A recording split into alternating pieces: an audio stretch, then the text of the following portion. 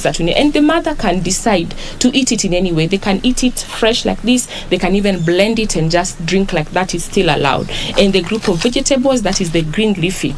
I know we like sukuma wiki every day or cabbage every day, but remember there's terere, there is managu, there is saga, all those other types. So we say out of all these foods, let the mother ensure that they consume at least 5 groups of them, or what we used to call the balanced diet. And finally, water, very important. Breast milk is mainly water, and this mother should ensure that they are well hydrated, more than 2 liters of clean water, clean and safe water every day. So as much as we are recommending for a balanced diet, yes, what about this woman who is poor and is in a rural area and can't afford the expensive proteins and the expensive vitamins? What do you advise her to do? Now, this mother in the rural, there is this misconception that when we say eat a diversified diet, it has to be expensive. If you go even in the rural area, the locally available foods, I usually say you can access uji, which is very nutritious. If you drink it in the morning, you can access ngwashe, which is the sweet potatoes. You can access ndumas. You can access the terere. Some of these traditional vegetables just grow. You just come across them as you walk in the villages, and most of us do not know. So it doesn't have to be expensive. With the right information, this mother can still get a diversified diet for the family. But remember also that these mothers should attend antenatal services so that they get also micronutrient supplementations. Some of these micronutrients, we are not able to get them completely from the diet, especially during pregnancy and breastfeeding.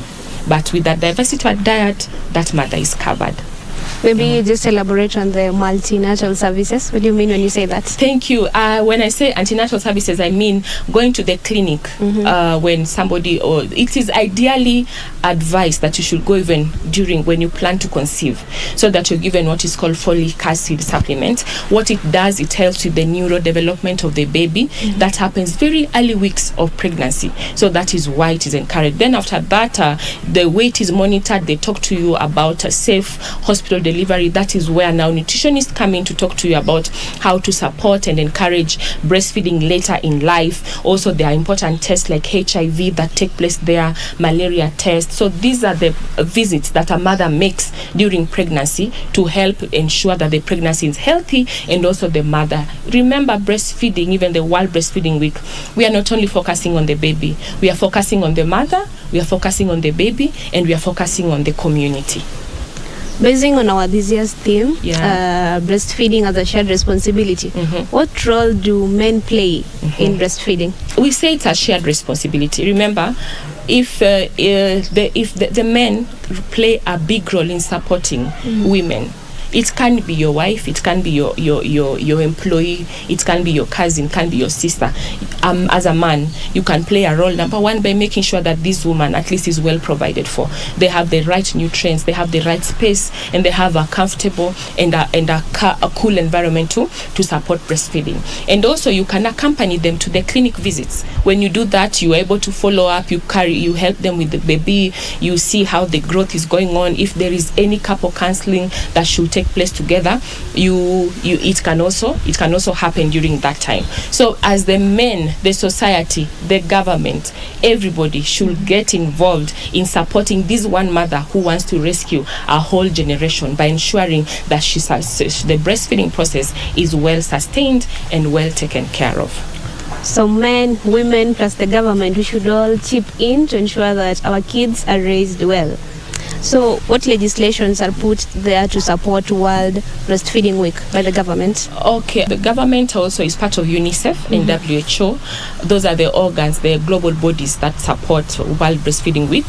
Of course, led by World Alliance the World Alliance of Breastfeeding Action, WABA, that comes up with every theme. So the government, one, is part of WHO and UNICEF that commemorates this year, and I'm sure we will see a lot of activities this week, or World Breastfeeding Week, and one of those activities is what we are doing right now, creating awareness to the public. Also, there is a current act, the Health Act of 2017, that was enacted just to remind employers to support breastfeeding. And even research has shown that if you support an employee who is breastfeeding, these employees employee will be more loyal, then you will have a higher job retention rates, and you will have a healthier employees and all that. So that act was brought in place to ensure that every employer comes up with a policy to create space in the workplaces for breastfeeding, and also to ensure that this mother, at least there is flexibility in their shift, to if they need to go out and express breast milk, and they need to maybe leave to take the breast milk home, and also in the public places also to ensure there are changing places for children. You go to maybe a public washroom, there is no set change place that you can change a child, or you can just sit and express breast milk. So it is still work in progress, still being debated, but the Health Act of 2017 now came up with the workplace policy. It's upon each and every employer to come up with a policy. And right now, if a breastfeeding mother, apart from the maternity leave that is given, the employers, the societies, the government, the communities, the individuals and the families should support this woman to breastfeed as long as they want. Wow, that's quite a lot of impactful information. Dr. Phoebe, thank you so much for making it to this session, and we really appreciate. Thank you. And ladies and gentlemen, we've had quite informative session, and gone is the myth whereby only women were associated with breastfeeding. It's time that you all come up and take up responsibility for a healthy nation. Till next time, bye.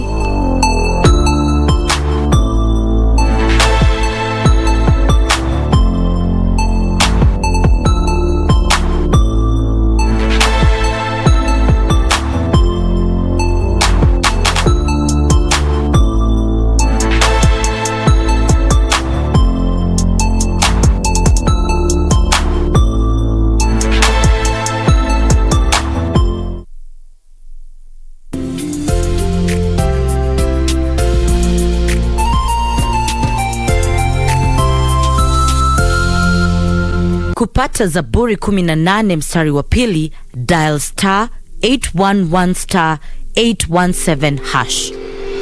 Mwenyezi Mungu ni mwamba wangu, ngome yangu na mkombozi wangu, Mungu wangu, mwamba wangu ninayemkimbilia ninapohitaji kuwa salama.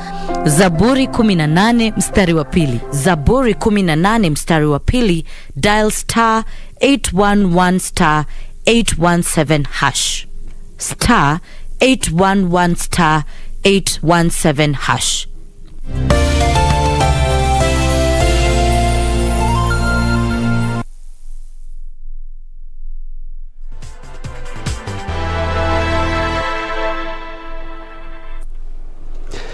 Good afternoon and welcome to KBC Lunchtime News on the 7th day of August 2021. Now imagine waking up to gold in the morning.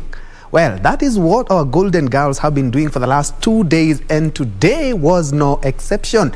Today morning, we added another gold in Tokyo, Japan. Of course, I'll be bringing you a comprehensive report plus the sights and sounds of the events in Tokyo, Japan. And lest we forget, 23 years ago on a day like today, we lost over 200 people after Al-Qaeda terrorists bombed the American embassy here in Kenya and also in Tanzania.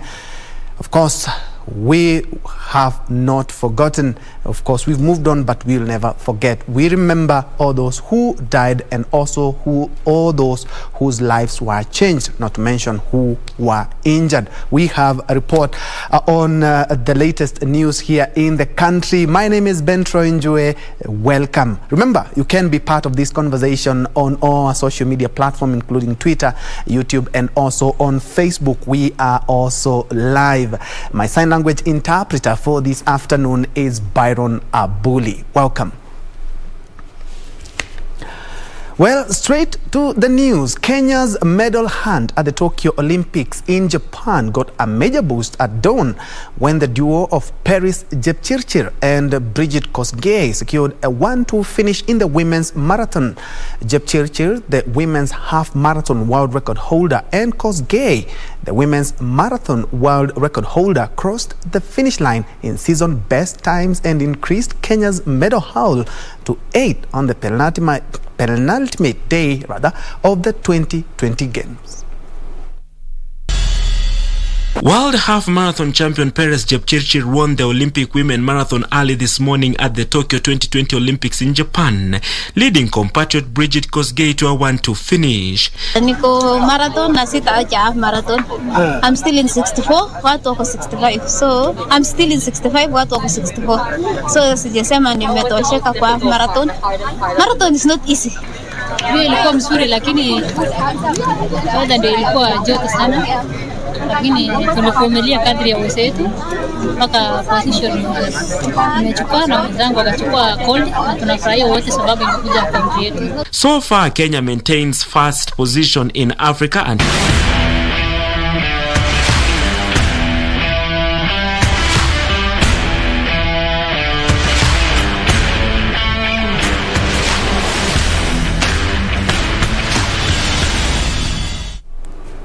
We're quite proud of our boys and girls in Tokyo, Japan. And of course, don't forget that Eliud Kipchoge is lined up, of course, in the men's marathon. They say a bad beginning makes way for a good ending.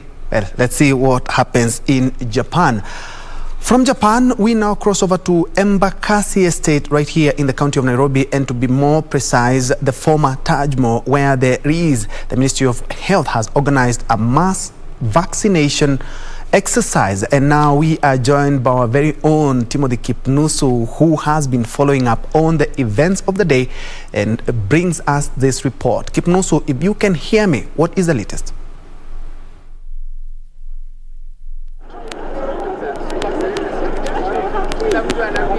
A very good afternoon to you, Ben Troy Njue at the Broadcasting House. Yes, indeed, just as you mentioned, I'm coming to you live from Taj Mahal bus stage in Embakasi, here in Nairobi, where Kenyans from all walks of life have thronged here to get the AstraZeneca vaccine that is being issued here. Remember, this particular exercise is being conducted by the National Motor Agency Command Center, which is basically the creation of the National Security Advisory Committee, which is charged with responsibility of giving guidance on the containment measures of the COVID-19 pandemic. This particular organization is working in conjunction with the Nairobi Metropolitan Services and in conjunction also with the Ministry of Health. And it's an exercise that is being conducted here at the Taj Mahal bus stage, and concurrently is happening in other 6 other centers. That is Jacaranda grounds, also Motomoto grounds, Utawala SDA Church. We also have Kariobangi Market, and also have Dandora. It's an exercise that will be happening for 2 days, and as you can see, long queues have characterized this particular exercise here in Embakasi. And remember, the country is actually trying to come with terms with the 4th wave of the COVID-19 pandemic and putting measures in place, especially to ensure Kenyans actually are in position to confront this particular disease or pandemic that has ravaged our economy. And joining us to paint a picture of this particular exercise is Julia Kimtai, who is a community strategy coordinator, Nairobi Metropolitan Services. A very good afternoon to you, and many thanks indeed for joining us here in KBC Channel 1. Perhaps you can tell us this exercise, maybe how many people do you intend to reach for this particular exercise, close of business today and also tomorrow? Thank you so much. Good afternoon. My name is Julia Kimutai. I work in Nairobi Metropolitan Services as the Community Strategy Coordinator. Today, I'm speaking on behalf of the Medical Officer of Health, Embakasi East Sub-County, and we are having an exercise of vaccinating people against COVID-19 disease. Today, we are in 4 particular places. We are in Donholm, we are in Embakasi Taj Mahal, we are in Motomoto, and we are in Utawala. Our target today is to reach every person that qualifies to be vaccinated against COVID-19. Those who are coming for the first time and those who are coming for the second time, they are all our target. Since morning, we've managed to vaccinate here in Taj Mahal a number of 200 clients who are coming for the second time or those who are coming for the first time. The activity will kick off today, and tomorrow we shall be here We shall be visiting several churches also, doing the same. We have a team that is outside there that is mobilizing and educating the community of the importance of being vaccinated against COVID-19. Who are now in the field, who are mobilizing. We have vehicles walking around, educating people and encouraging them to come for the vaccine. Thank you so much.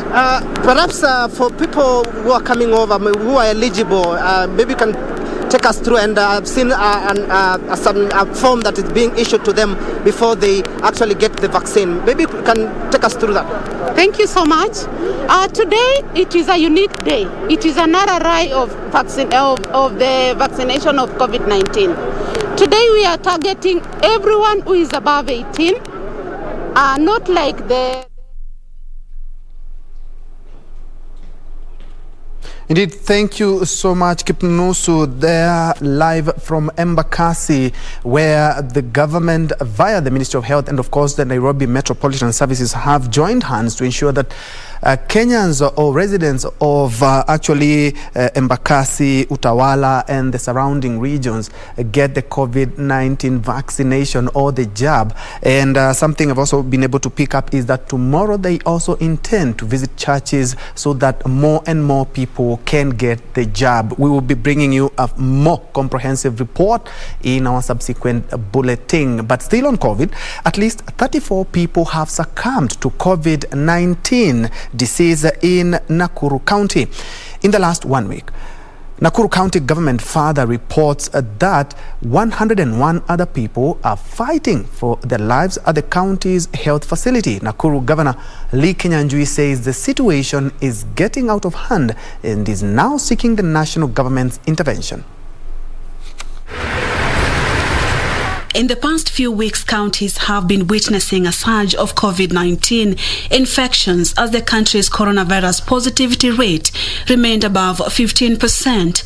Nakuru Governor Lee Kinyanjui is raising an alarm over a spike of infections in the region, calling for extreme caution. Tarehe 17 mwezi wa 6 mwaka huu tuliweza kupata variant hii ambayo inaitwa Delta katika Nakuru, na kuanzia wakati huo tumeona maambukizi imeenda juu sana, na hii variant ambayo tunasema ni ya Delta inafanya wagonjwa kukaa kwa hospitali kwa muda mrefu zaidi, na pia vifo zinakuwa ni juu kuliko ile ambaye imekuwa ni kawaida. The governor has revealed that the county had been recording an average of 34 deaths related to COVID-19 every 2 weeks for the past month. Katika masaa 24 ambayo imepita tumekuwa na watu 82 ambao wamepatikana na COVID-19.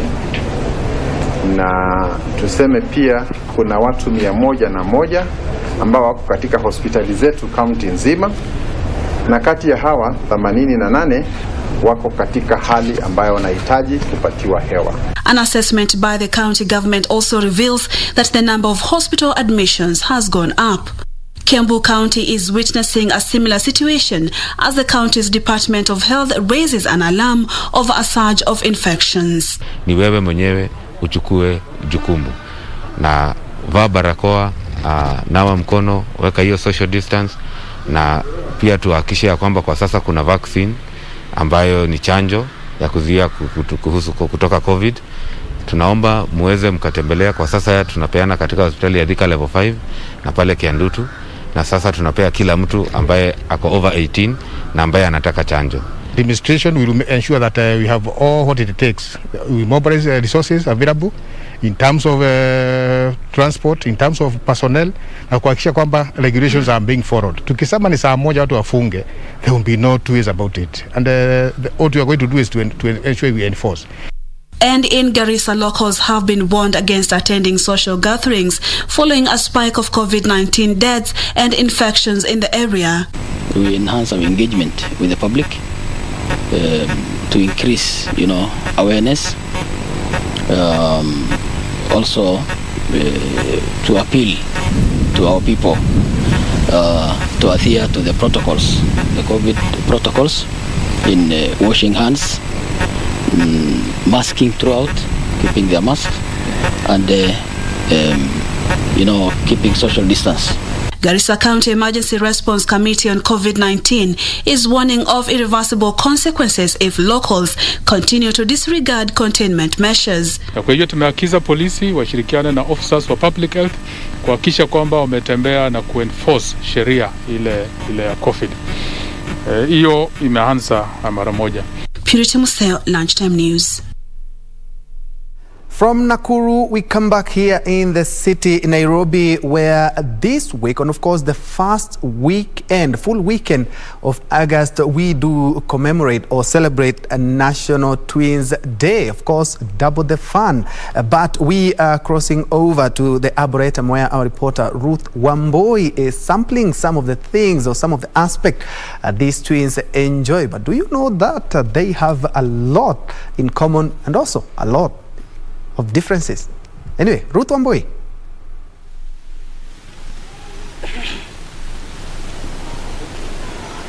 Good afternoon, Ben Troy Njue. We are coming to you live from the Arboretum here in Nairobi. And to celebrate the World Twins Day, they are doing this year at the Arboretum, where this year's theme is Twinners are Winners. And to get an insight of the information about this year's world theme, I have here Moses from the Identical Family. Good afternoon, Moses. Good afternoon to you, Ruth. Tell us about this day and what it means to you as the Identical Family. Okay, definitely today is World Twins Day, and we normally have a theme for the day, which is Twinners are Winners. Twinners are winners. I know most people, they are asking themselves, how? It simply means that two minds are better than one. You get, and just like the way twins coexist and do things together, support one another, it's a good characteristic that we would want the world to also emulate and embrace that characteristic, because when you look at now, we are going through so many things. There's the issue of economy recovery. There's also the issue of kicking out the pandemic. So we are actually trying to tell the world that we need to come together and work as a team towards achieving so many things that are at our hands. Yes. Okay, and what does this day mean to you as the Identical Family here in Kenya? Okay, definitely this day means the world to us because it's just like December on a Christmas. Yeah, how people celebrate it. We've been celebrating this day like for the last almost eight years now, and it's a big day for us. And after this, we'll be celebrating, doing a lot of activities. Yes. And also to just get an information about the matrons of the Identical Family, we have here 54-year-old who will tell us how they have been doing it over the years. Welcome. Yes, it is true. Twinners are winners. The little I've achieved, or we have achieved in life, we have worked together with my twin, and that is how the blessings come in doubles, they say. I think it is true that the twinners are winners, and we encourage everybody back there that you work together. Two minds are greater than one, as the saying goes. The little we have achieved, we have worked together, and since the time I can remember, I have always supported her and she has supported me. There is nothing that has passed without her knowledge. There is nothing that I have done without her knowledge, and it succeeds. Okay, Troy, we are here at the Arboretum and we'll keep updating you guys about the function, and I will file a detailed report in our 7 p.m. and 9 p.m. bulletin. Back to you, Troy. Indeed, double the fun. As you can see, as you've seen a lot of twins there. at the Arboretum. Thank you, Ruth. But do remember that this day started way back in 1819 in Ohio, in the United States, just to celebrate the bond that twins do have. But away from that, the bodies of 19 of the 22 people who perished in an oil tanker fire incident at Malanga in North Games, Siaya County, will be laid to rest today. Siaya Governor Colonel Rasanga said his government has so far spent over 2 million shillings on medical and funeral expenses. The victims' bodies left Yala Sub-County Hospital mortuary for interment on Friday, with some families unable to pick their kins owing to inconclusive DNA tests. Ingekuwa vizuri wangeenda wote. Kuna wengine watabaki huko ndani na waliungua wote. Sasa wengine watafanya aje? A cloud of grief engulfed Yala Sub-County Hospital mortuary in Games, Siaya County. Ni vile tuna parents, ni mimi ndo nilibaki mkubwa. Ni lazima mimi ndo nipimwe ndio apatikane. Sasa sijui tutasaidikaje, na wengine hawaongelei vile wameshatolewa tumaachwa hivyo. Tuomba tuambiwe tutafanya aje. Families picking their loved ones who perished after an oil tanker that they were siphoning fuel from burst into flames, taking the lives of 13 people on the spot, with 9 others dying while receiving treatment. Serikali tafadhali mtutolee tu body tukue na amani. Yenye nikipitia napitia hata mtu anaweza toka hapa akufe, tafadhali. Some of the families accusing health officials at the Yala Sub-County Hospital mortuary of frustrating their efforts to pick the remains of their kinsmen. Mwisho tulipimwa DNA first, nikaambiwa imetoka half yangu na yake. Sasa nikaambiwa tena nitume ingine, nikatuma sister yangu. Tena nikaambiwa haijatoka, but naambiwa hakupimwa. First pia naambiwa results zangu zilisaulika Siaya. Sasa hapo pia niko confused. Sasa kuja huku tena sijui niseme nini.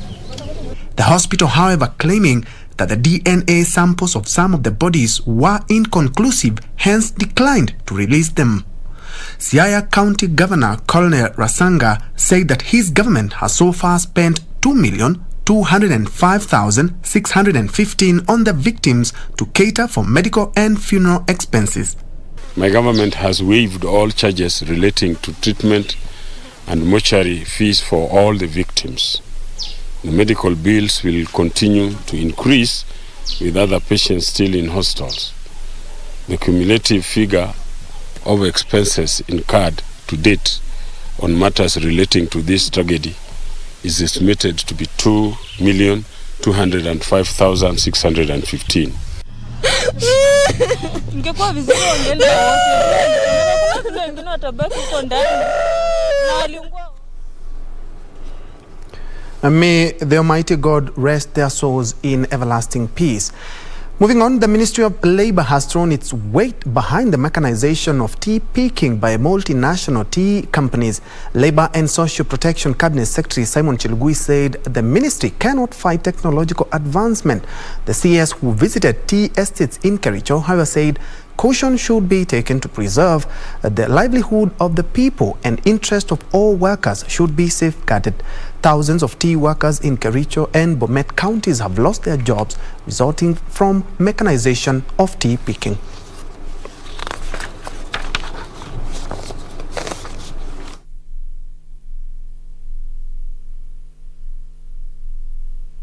In the introduction of such machines, caution should be taken to ensure that we preserve the livelihoods of people, especially those who unpick tea. In the tea business, it began with tea picking by hand, and slowly it has evolved into machine picking, which I say is very progressive.